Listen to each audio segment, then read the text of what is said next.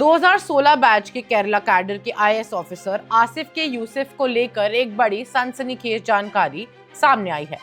सवाल ये है कि क्या एक सीनियर एडमिनिस्ट्रेटिव ऑफिसर ने यूपीएससी सिलेक्शन प्रोसेस और लाखों ईमानदार एस्पिरेंट्स के साथ धोखा किया। आज हम इस पूरे मामले की हर परत को फैक्ट के साथ समझेंगे। हर साल लाखों युवा आईएएस बनने का सपना लेकर यूपीएससी की तैयारी करते हैं। इस सफर में सालों की मेहनत, अनुशासन और त्याग शामिल होता है। लेकिन अगर किसी व्यक्ति ने गलत डॉक्यूमेंट्स के जरिए सिस्टम का फायदा उठाया हो तो इसका असर सिर्फ एक अपॉइंटमेंट तक नहीं सीमित रहता। उसका प्रभाव उन सभी कैंडिडेट्स पर पड़ता है जो ईमानदारी से प्रतियोगिता में हिस्सा लेते हैं। आज हम आसिफ के यूसुफ से जुड़े इस पूरे विवाद को शुरुआत से समझेंगे। सबसे पहले समझते हैं कि आरोप क्या है। साल 2015 में यूपीएससी सिविल सर्विस एग्जामिनेशन का रिजल्ट आया और आसिफ के यूसुफ ने ऑल इंडिया रैंक 215 हासिल की। 215 रैंक एक बहुत अच्छी रैंक मानी जाती है, लेकिन जनरल कैटेगरी में इस रैंक पर आमतौर पर आईएएस मिलना मुश्किल होता है। ऐसे कैंडिडेट्स को अधिकतर आईपीएस अलॉट होती है। आरोप है कि आसिफ के यूसुफ ने अपने आप को OBC non creamy layer category का कैंडिडेट बताया। उस समय ओबीसी नॉन क्रीमी लेयर का लाभ सिर्फ उन परिवारों को मिल सकता था जिनकी वार्षिक आय ₹6 लाख की निर्धारित सीमा के अंदर हो। इसके लिए उन्होंने एक इनकम सर्टिफिकेट जमा किया जिसके आधार पर उन्हें नॉन क्रीमी लेयर का बेनिफिट मिला। इसी रिजर्वेशन बेनिफिट के बाद उन्हें इंडियन एडमिनिस्ट्रेटिव सर्विस यानी आईएएस अलॉट हुई। कुछ समय बाद इस इनकम सर्टिफिकेट को लेकर सवाल उठने लगे।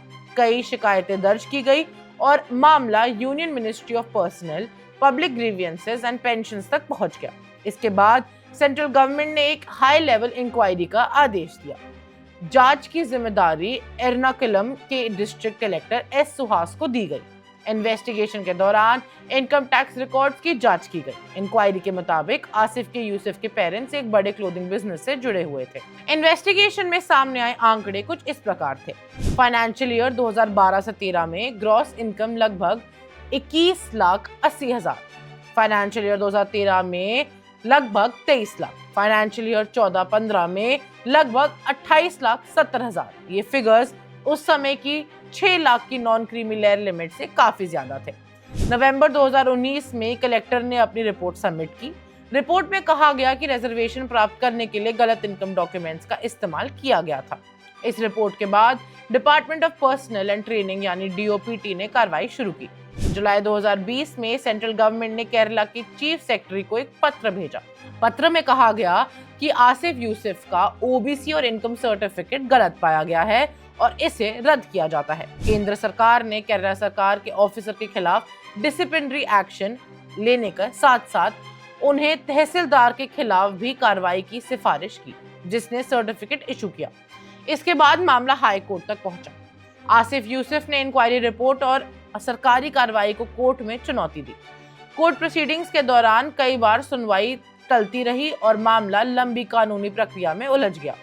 रिपोर्ट्स के मुताबिक विजिलेंस क्लियरेंस ना मिलने के कारण उनकी सर्विस से जुड़े कुछ एडमिनिस्ट्रेटिव पहलू भी प्रभावित रहे। अब बात करते हैं हाल ही के डेवलपमेंट्स की। साल 2026 में केरला सरकार ने आसिफ के यूसुफ को डायरेक्टर जनरल ऑफ एजुकेशन के पद पर नियुक्त किया। इस फैसले के बाद राज्य में सियासी और जन सरोकार की बहस तेज हो गई। कई संगठनों में इस नियुक्ति का विरोध किया। विश्व हिंदू परिषद के स्टेट जनरल सेक्रेटरी अनिल ने आरोप लगाया कि जिस अधिकारी पर रिजर्वेशन और इनकम सर्टिफिकेट को लेकर गंभीर आरोप लगे हों, उसे शिक्षा जैसे महत्वपूर्ण विभाग की जिम्मेदारी नहीं देनी चाहिए। ये उनका आरोप है। इस मामले ने एक बार फिर एडमिनिस्ट्रेटिव ट्रांसपेरेंसी और अकाउंटेबिलिटी को लेकर सवाल खड़े कर दिए। आसिफ के यूसुफ से जुड़ा ये मामला सिर्फ एक ऑफिसर या एक सर्टिफिकेट तक सीमित नहीं है। ये मामला उन लाखों यूपीएससी एस्पिरेंट्स के भरोसे से भी जुड़ा है जो ईमानदारी से और मेहनत के दम पर सफलता हासिल करना चाहते हैं। अब सबकी नजरें इस बात पर हैं कि इस मामले पर आगे कानूनी प्रक्रिया किस दिशा में बढ़ेगी और क्या अंतिम फैसला सामने आएगा। इस पूरे विवाद पर आपकी क्या राय है? अपनी प्रतिक्रिया हमें कमेंट्स के माध्यम से जरूर बताइए। मैं हूं रिताना मित्तल और आप देख रहे हैं one India Hindi. Subscribe to One India and never miss an update. Download the One India app now.